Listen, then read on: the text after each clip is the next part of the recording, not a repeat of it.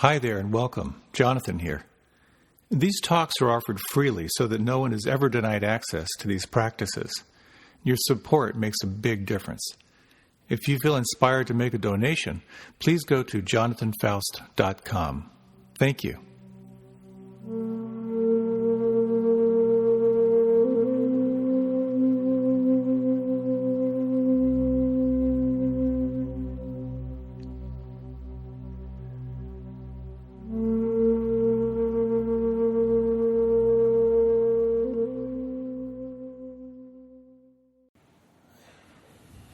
An old man is on his deathbed and he can barely see. And he kind of senses this presence next to him and he says, "Margaret, is that you?" And she says, "Yes, I'm here with you." He said, "I've been reflecting on how much you've been there in my life. You were there when I lost that really important job that I had when I had to rebuild. And you were there that time when I was cleaning leaves of the gutters and I fell and broke my leg. And you were there that time when I got into that horrible accident. And I'm just beginning to recognize now that you're really bad luck."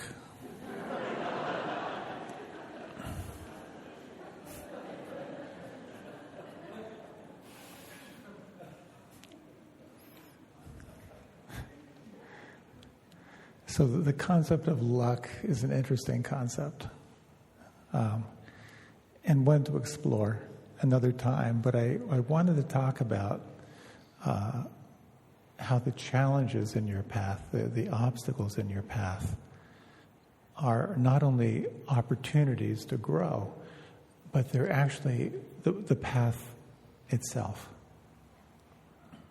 You may recall the Chinese character for crisis. It also means opportunity.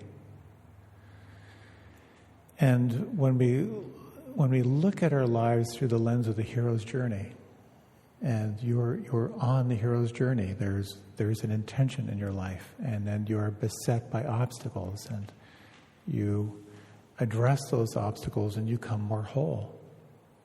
So much of our path, of our life, of the path of mindfulness, if you will, is about the hero's journey. It's about turning to embrace the challenges and the obstacles. Sometimes it feels like the opportunities and the challenges are a mistake.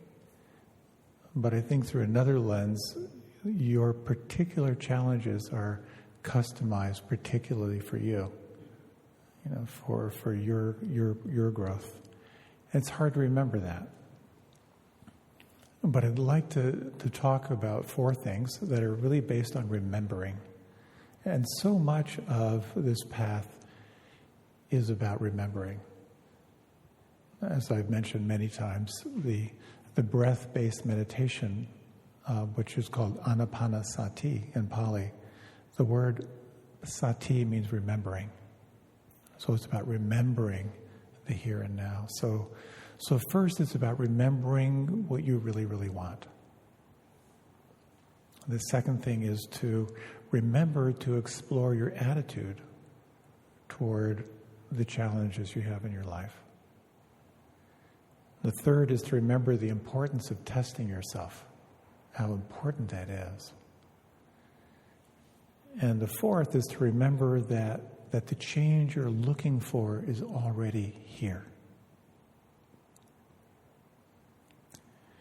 So remembering what you want, intention, and then paying attention to your intention.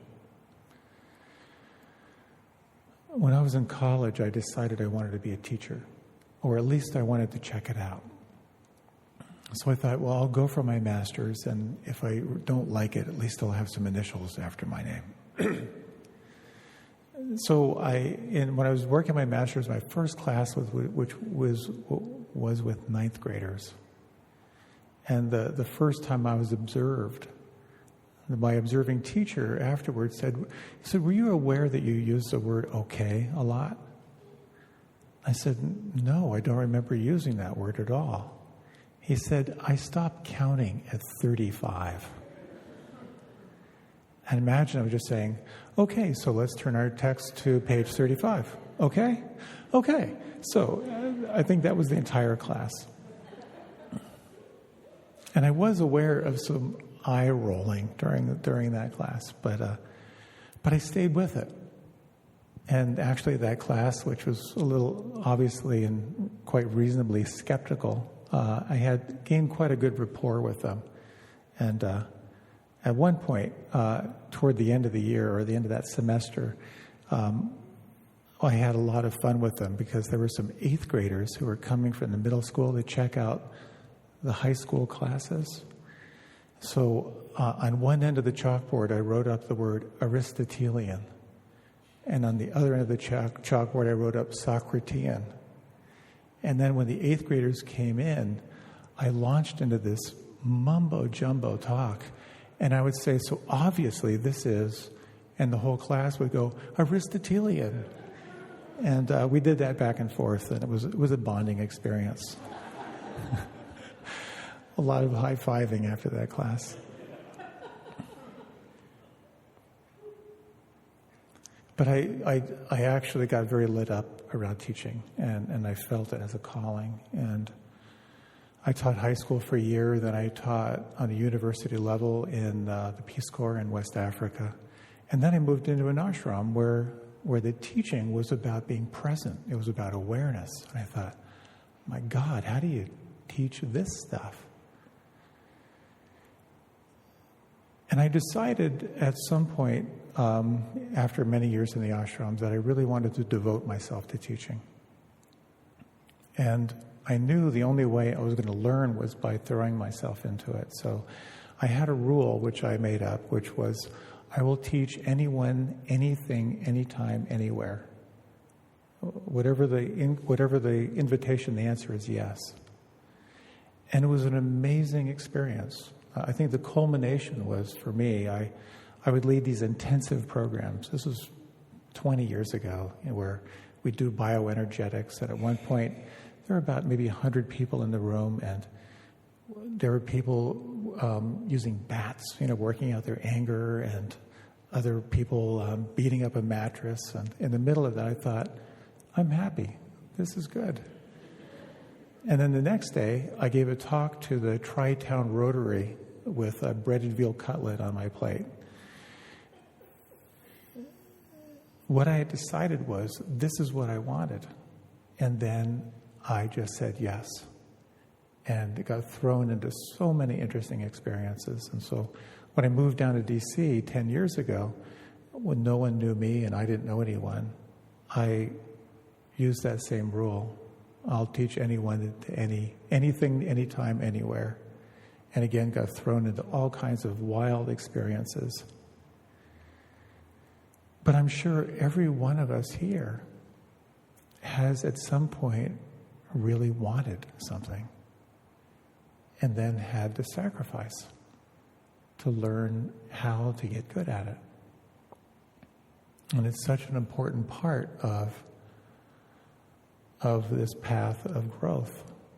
Something calls you forward, and then you willfully open yourself to the experiences that arise, as uncomfortable as they can be.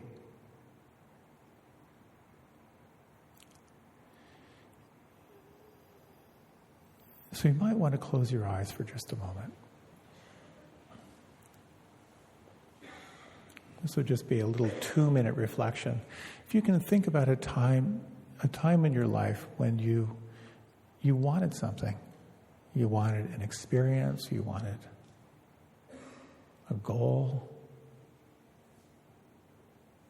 And you might just reflect on that path of growth, of what it took to get better at something.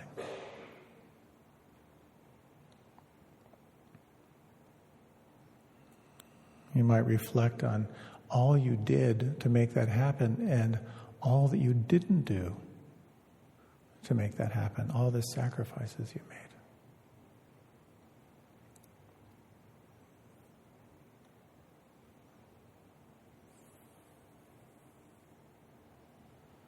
And if you like, you can deepen the breath and let your eyes open.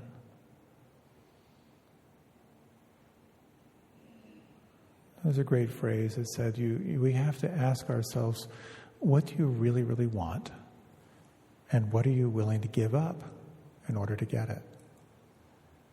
And that's so much of what this path of growth is about knowing what you want and then setting yourself on a path that is going to help to make that happen.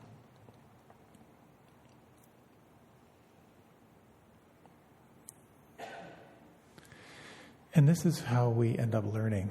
This last week I was up on the Cape and met this older fellow, I'm not sure how old, probably in his late 70s. He recently lost his wife this last year. And he said that he always had music on because he didn't like silence. And so he listened to all kinds of music. And he started listening to rap music. And he said he really liked a lot of it. He said, boy, when you use rap, you can say anything. And then he got into a conversation with my wife's son, and who knew, and there's this whole conversation about rap and what they were saying and the messages. And I realized I completely have turned myself off to rap music. I thought, how much has he learned by opening up to something new? It really kind of changed my perspective.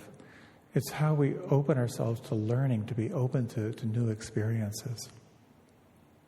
So learning how to embrace change is such a part of opening to life itself. You have very little influence over what happens in your life, but you have a lot of influence over your attitude. So reflecting on attitude can be very, very helpful, very skillful. And this last week I was on the Cape, and the day after we arrived, I got a sore throat, and then I got a really bad headache, and then I got achy, and flu-like symptoms started happening. And I instantly started thinking, this feels like Lyme's, or what I imagined Lyme's disease is all about.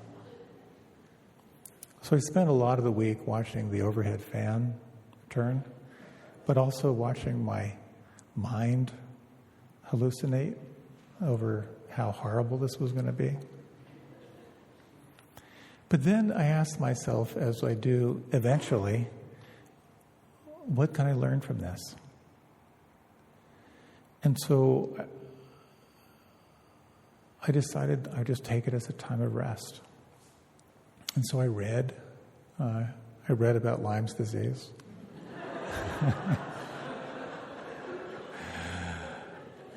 I called my brother who lives in Maine. He's a forester in the state of Maine who's had Lyme's 3 times. And I realized that I suddenly had a lot more empathy for him than I had before. Before it was like Lyme's, oh, hey, I hope you feel better. And now I kind of got, oh my God, this is pretty frightening stuff. So I knew I didn't have much control over it, but I did have control over my attitude. And I thought, well, this is going to be my rest period. So I slept a lot, and I just tried to cooperate with reality. I feel better today. I still feel a little buzzed, a little stoned from what I've read about what that experience was like in books. But I did get blood work. We'll see what happens. But it was an interesting experience because I think the pivot point for me in that experience was asking myself, oh, what can I learn from this? What's good about this?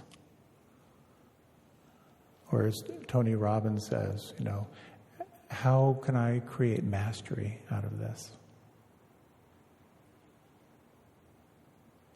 And this attitude of accepting challenges as growth opportunities is really it's kind of the fire of transformation lies within that.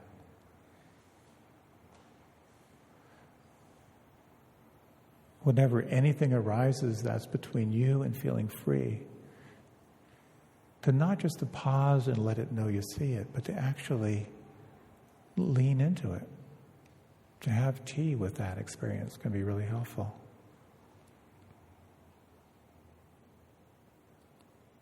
So,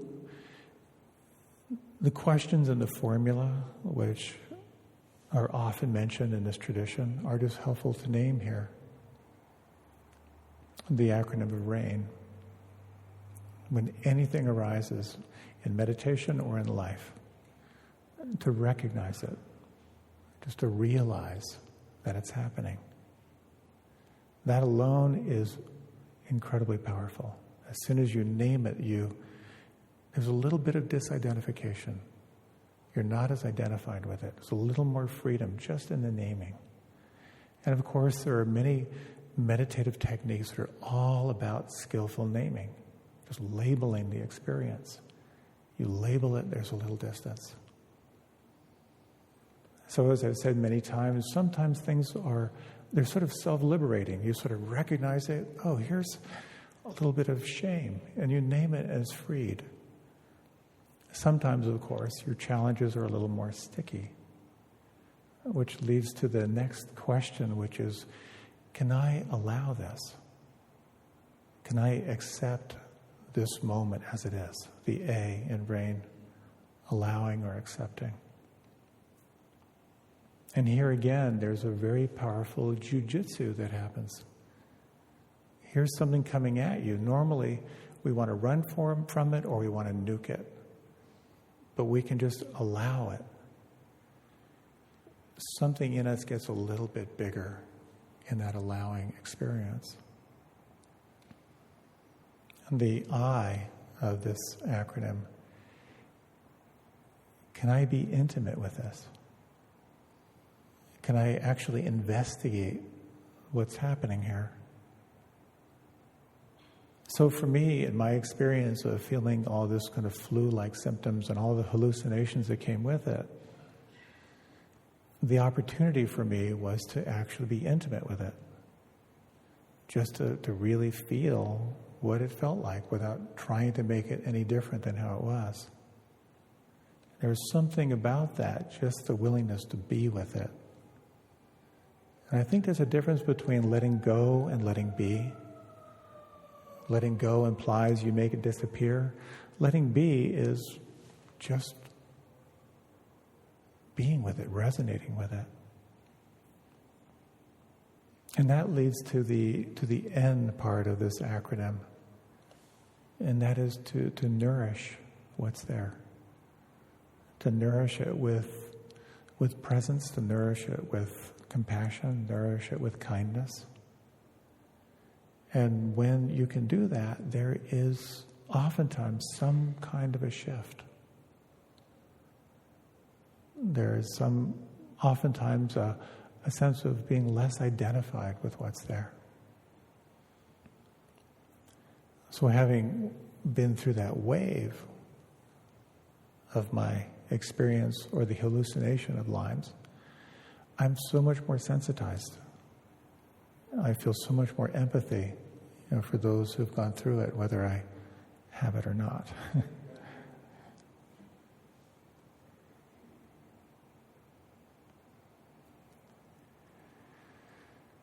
So, in dealing with obstacles, it's helpful to remember what's most important. It's helpful to remember to really recognize the malleability you have by changing your attitude. But it's also important to remember that challenges and obstacles are part of being alive. They actually make you stronger. They grow you. I spent a number of years ago, I got to hang out with, he was an MD and had a PhD in psychoneuroimmunology. He was an amazing guy. He was a martial artist and a weightlifter. And he said that from everything he could tell in brain science was that unless you are challenging your body, if you're not challenging your body or exercising, your brain assumes that you're dying. And so he was really, really big into keep moving, keep pushing.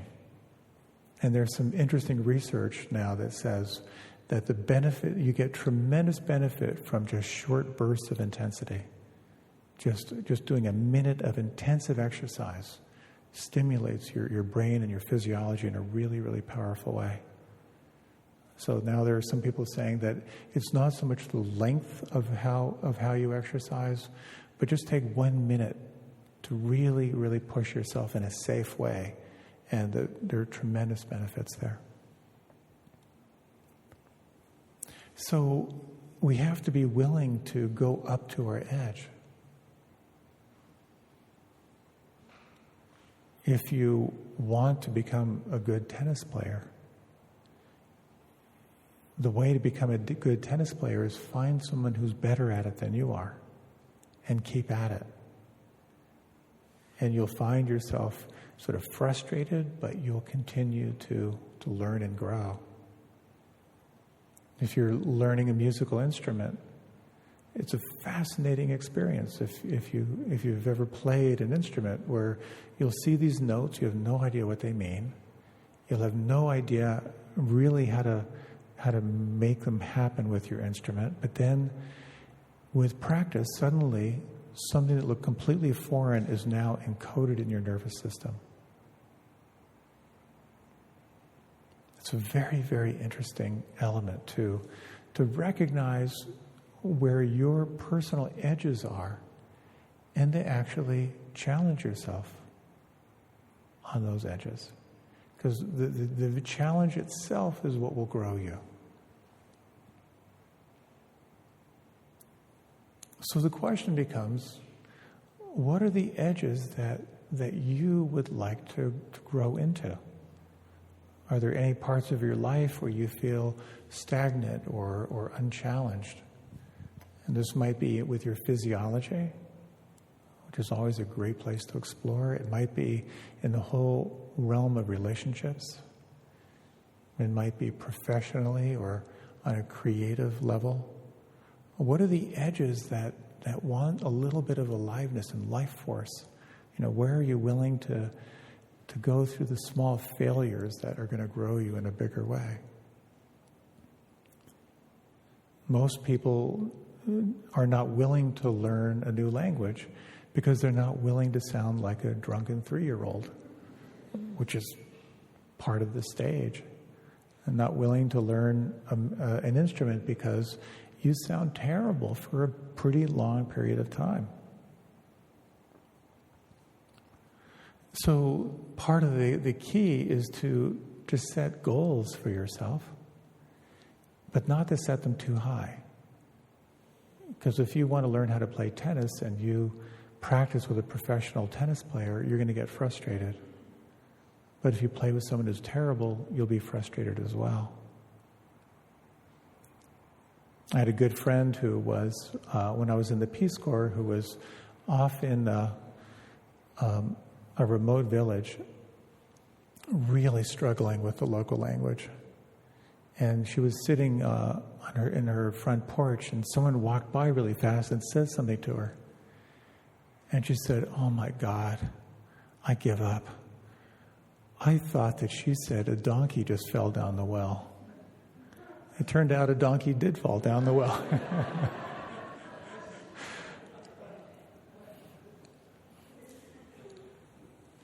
There's so many stories of people who have persevered. How many filaments did Edison use before he found one that worked for the light bulb? And when you practice meditation, and by meditation I simply mean when you pay attention to your life through the lens of non-judging awareness, you begin to sense where you're not alive. Particularly when I get to sit with people on intensive retreats. where you're in silence and there's very little room for escape. Many people report how they feel they've been holding themselves back. They become more aware of the relationships in their lives where they haven't forgiven themselves or forgiven others. Or they become aware how they've calcified around old wounds, or how they've given up on some level. So there are some factors that are very, very helpful to keep in mind when you're up against challenges in your life. And they have to do with forgetting. The first is you forget what's most important. And what most people really want is to be awake.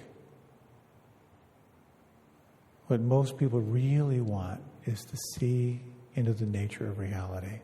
In our core, that's what we want. And remembering that is the antidote. That you want to know what's true more than you want to be right. There's a big difference. The other thing that I see we tend to do is we forget to be grateful.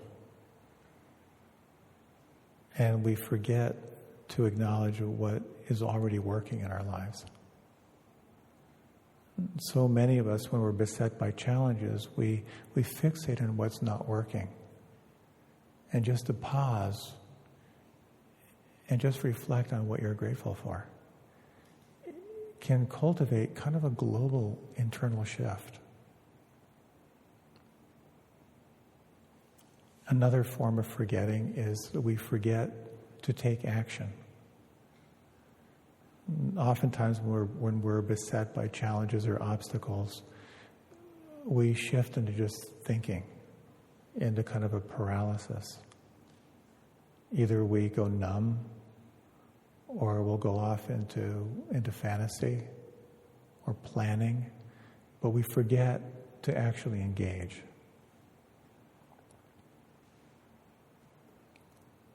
Another forgetting when we're beset by challenges is to forget the importance of self-care.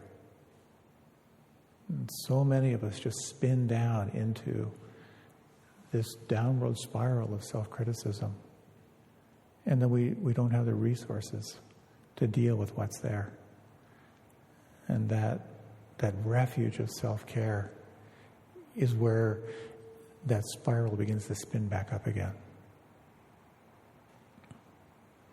I'm so amazed how when I might be sitting with someone and we might be exploring a big challenge or big obstacle, and I'll ask them, to kind of close their eyes, and I'll just think, and I'll ask, what advice would you give yourself?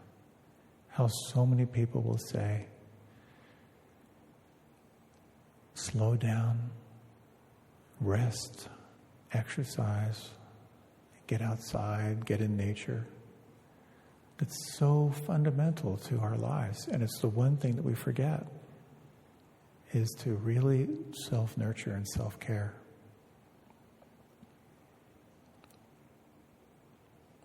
The fifth forgetting is forgetting to have tea with your fear. We tend to just get paralyzed rather than really stopping and looking at our fear or our anxiety. And I'd mentioned this before, but there's one system that says that every fear or every anxiety that you have will have its roots in one of three elements. It'll be fear or anxiety that has to do with survival.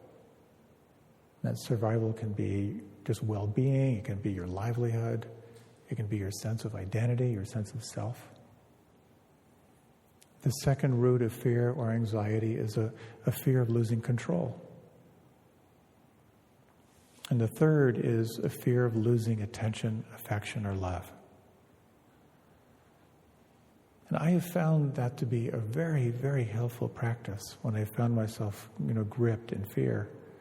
Just a sense, does this come from like an existential survival? Does this come from a fear of losing control? Or does this come from the fear of losing affection or attention or love?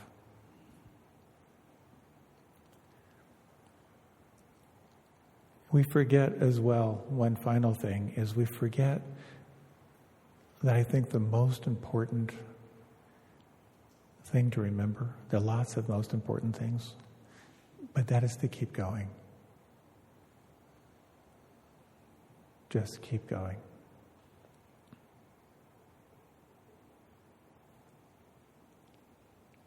So anything that you contact that's between you and feeling happy, feeling free, feeling at peace, becomes an opportunity.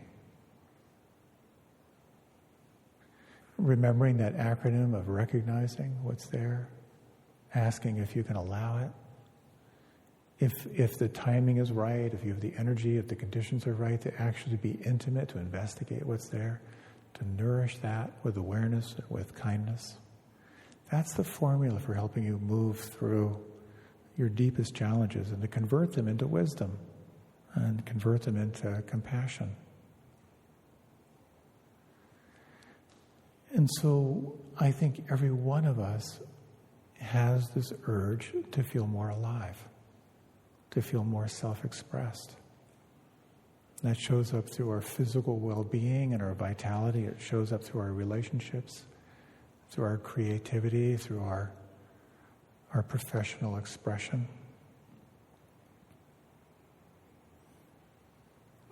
And one thing I'd like to name before we close is we often think that the change we want is out there.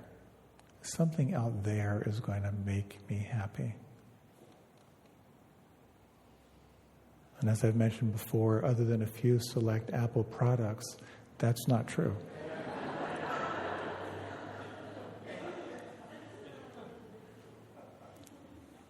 He says, reading off his iPad Pro. There's an interesting little model that I found really helpful. And I believe this comes from Werner Erhard. He talked about the idea of do, have, and be. That's the traditional way we think of how we make it happen. So if you want to be a dancer, well, first you do. You take lessons. And then you buy all this stuff. And then eventually you'll be a dancer. You'll have a sense that now I can dance. Now I've arrived. But there's another approach which he talks about, which is be, have, do. The be is you act as if you're already a dancer. Just inhabit that space of what you imagine a dancer is. And along the way, you sort of do the have. You'll sort of look and study for what kind of lights you up, and then you'll be that. You'll do the dancing from that place that you've already inhabited from the inside. And it becomes a very interesting question. If you want to be happy, in fact, let's do a little reflection. If you like, you can close your eyes.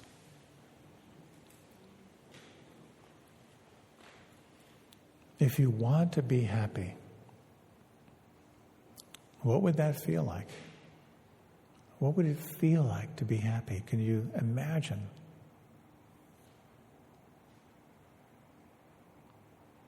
And the question becomes, what if this feeling you're wanting is already here? Is it not true that what you're looking for is already here?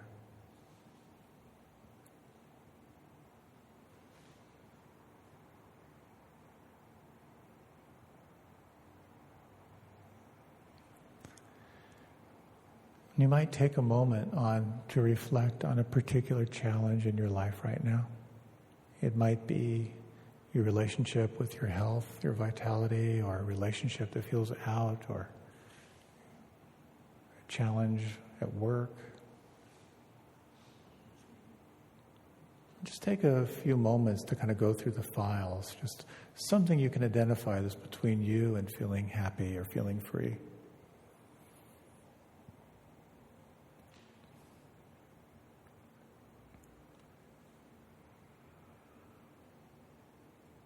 And you might take a moment just to visualize that. If you're a visual person, imagine a scene or like a little video image playing.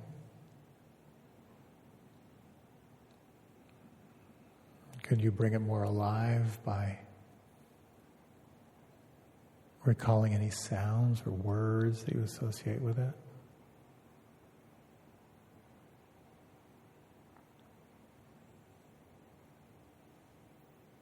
And then just sense, as you think about this challenge in your life, what does it feel like on the inside? How does your body hold this experience?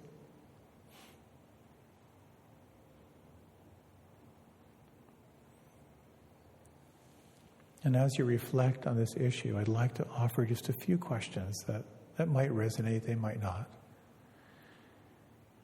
And can you just say hello to this?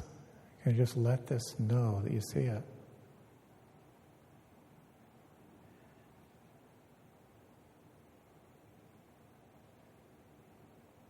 Can you allow it?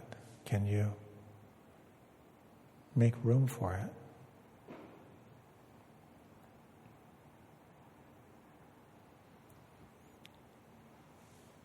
And as you reflect on this challenge, how intimately can you just sense what it feels like inside?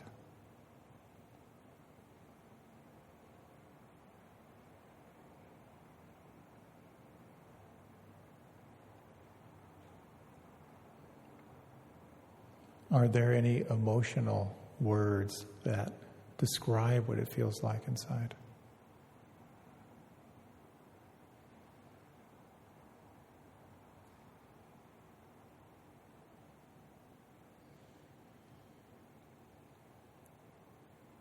And what happens inside if you were to hold this in some kind of loving presence? If you were to offer yourself with this feeling, a quality of kindness or empathy or compassion?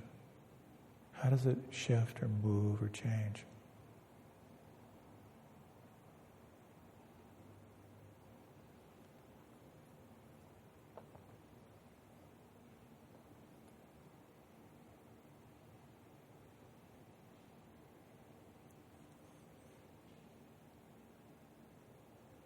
Is there a sense of what you would need that would help you to meet this challenge? And if you had that, what would that feel like? What would that be like?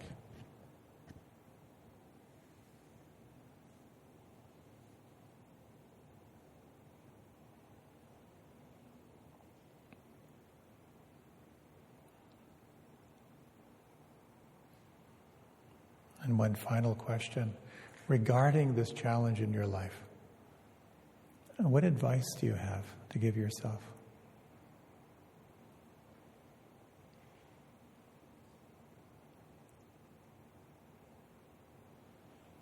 And if you were to do that, not perfectly, not all the time, but maybe a little bit more, what would that feel like?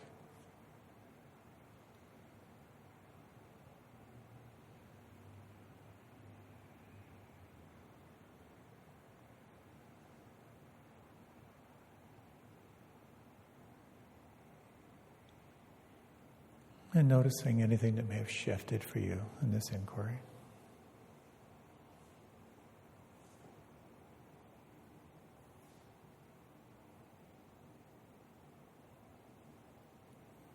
And if you'd like, you can deepen your breath. And you can let your eyes open.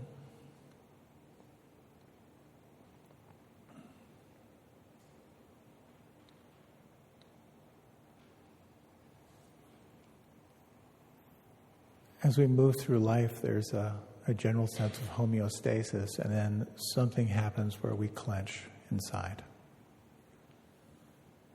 And that clench is something's wrong. Either something's wrong with me or something's wrong out there. And I like to think of that reaction as like the formation of a wave. As the clench gets more intense, the wave of intensity begins to build. And the classic teachings speak of 5 ways that we get off that wave. Either we'll move into anger, judgment, blame, ill will. We'll blow it off through anger. Or we'll move into some form of disassociation through planning, wanting, fantasy. You disconnect from the wave. Or you'll get hijacked by worry and anxiety. Just that spinning anxiety or worry. And again, you disassociate. Or you'll get caught in sloth and torpor, where you'll just, like the energy is just, like the plug is pulled, you lose energy and you're spiraled down. Or you get paralyzed by doubt or self-criticism. And recognizing those 5 states can be so helpful. But when you can recognize what's happening, when you can make room for it, when you can be intimate with it, when you can stay on the wave, oftentimes that wave will crest, and on the other side of that wave will either be a sense of having moved through something. Sometimes there can be a cognitive insight, a recognition of new possibilities or how you were holding it before. Sometimes just a sense that something has shifted inside. So much of our practice is about recognizing that when those waves occur and you're aware of those reactive patterns, it's not about blowing them out of the water. It's about riding the wave. That the obstacles, those waves, are the path. For many, many years, I thought the goal of meditation and the goal of life was to have that clear mind. So whenever anger, judgment, fantasy, planning, worry, anxiety, sloth and torpor, doubt, whenever they arose, my attitude was, I'm going to nuke this so I can get back to that place of equanimity. Only later, many years later, did I realize, oh, this is the path. Every time you can ride one of those waves and stay on it, on the other side, inevitably, are 2 things are waiting for you. A little more wisdom and a little more compassion. The fruit of the practice of bodhicitta, of awakened mind and awakened heart.